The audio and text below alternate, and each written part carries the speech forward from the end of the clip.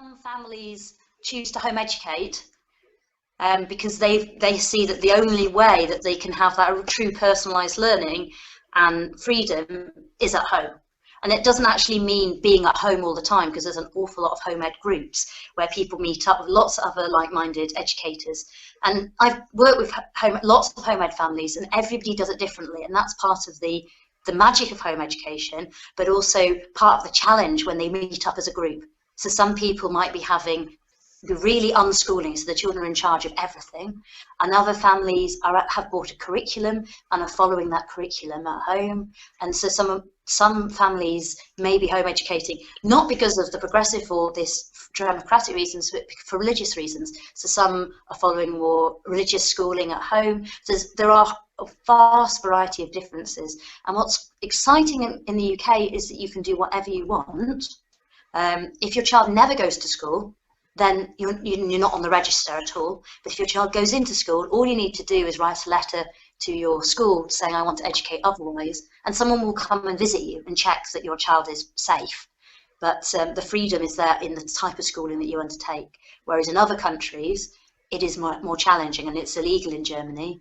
And when I was in Portugal, I was chatting to a friend, and she was saying that she was home educating her daughter, but when her child was 9, she would have to take an exam.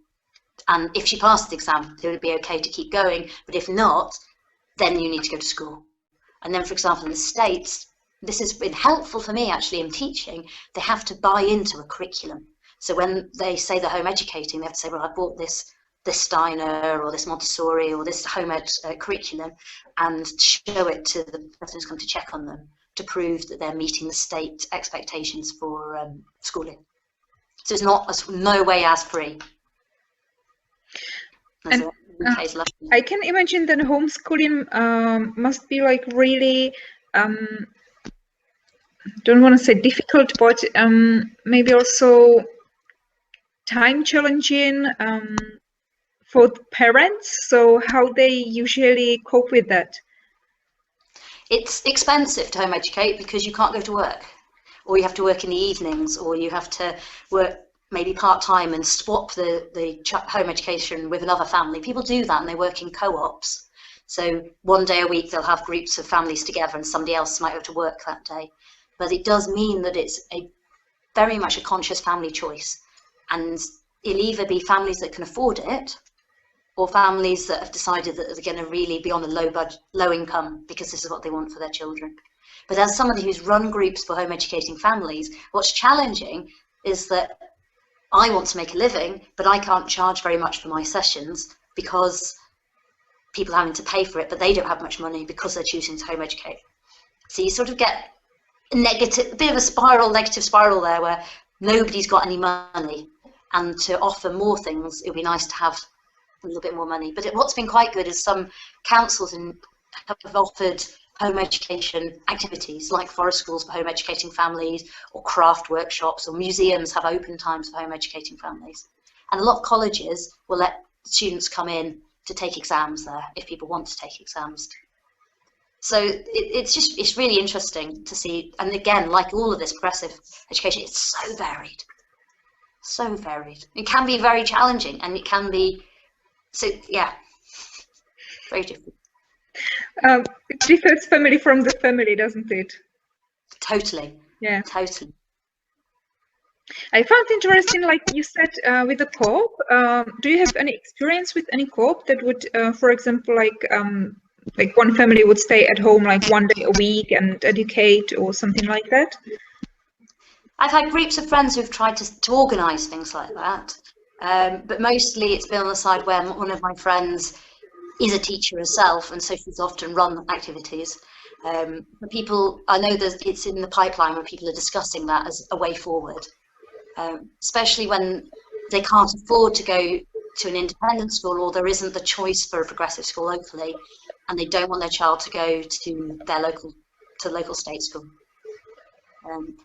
So yeah, I think it's possibly one of the ways forward to have these co-ops where you could get different experts involved as well, especially as children become older. So teenagers might be involved, want to work with, I suppose, someone making work with a sound technician, for example, or somebody who's making electronic music. which a mother might not, or a father might not know about, but they might have a family friend who can be involved in working with a group of people. So it's sharing expertise, I think. Community co-ops, I suppose. And do you think there should be some kind of like quality assurance for these groups, that, you know, the children get good education? But what is good education? That's the challenge. You see, once you start putting something in a box, you've got limitations. I mean, children need to know that they're safe and that children are not being abused and they're healthy and they've got food and all things like that. But once there's control, the joy about home education at the moment is the freedom. Absolute freedom to be creative and to have pure personalized learning to your child's needs. So it's a challenging one. Once there is checking, then you're not losing that freedom. So I'm not sure how that works out. Yeah, I'm just thinking, for example, when, for example, my parents have different interests than I. So if I had homeschooling, I'm not sure if they would naturally steer me towards their interest rather than, you know, allowing me really to explore mine, because we always expect from ourselves. Yes, I know that's very true. But if you were in charge of the learning, so if you said to your parents, "I'm really into biology," and it wasn't something that they were really into, there's lots of learning online, or there could have been lots of books that you could get involved with, or there might be a biology group or something that you could get involved with. It depends on you. I think in home education, you do expect, or there is the possibility for children to be involved in directing their learning a lot more.